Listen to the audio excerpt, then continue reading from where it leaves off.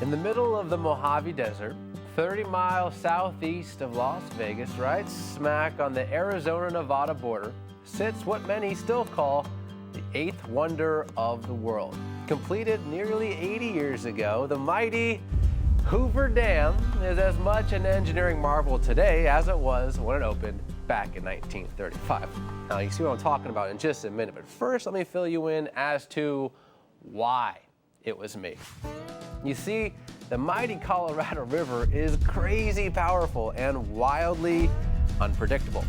Every spring, the raging river would break through its flood banks and just destroy homes, farms, and even entire cities.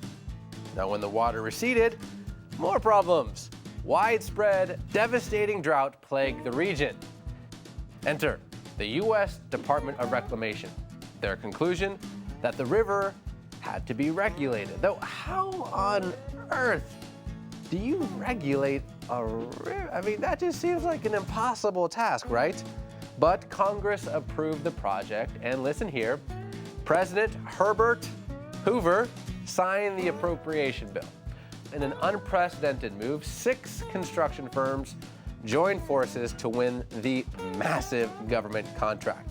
They were given 7 years to complete the process, and a warning: heavy fines would be imposed for each and every single day that construction went beyond schedule.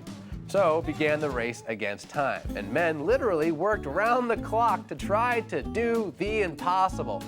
One thing, however, was going their way. It was the height of the Great Depression, and there was no lack of an eager workforce. But excessive heat and extreme engineering challenges put the project in constant risk.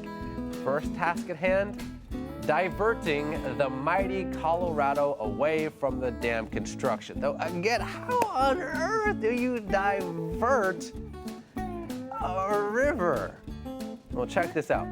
4 diversion tunnels were drilled into the base of the solid rock canyon, 2 on each side.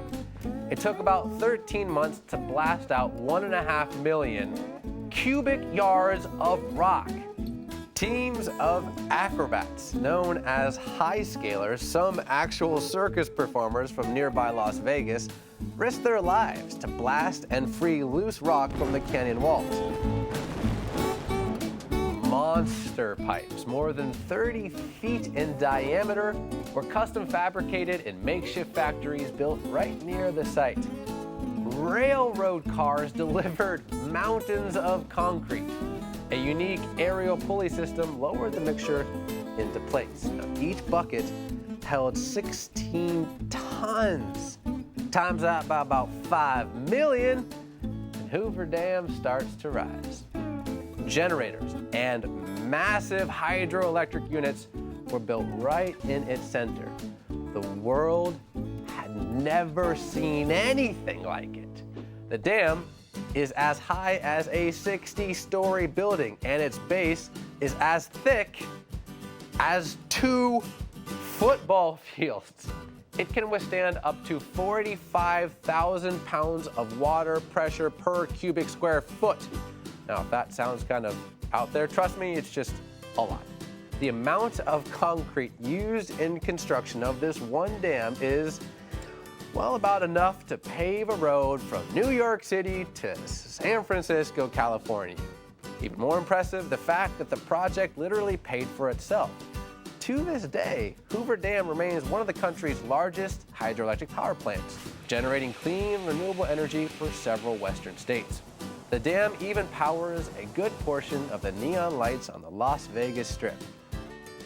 Right from the start, the dam was an instant tourist attraction. People from all over the world came to see the modern marvel in the Arizona-Nevada desert. It became a symbol of the power and ingenuity of American industry, and a tribute to the work of more than 21,000 men that helped build it. And we'll be right back, more Treehouse, right after this.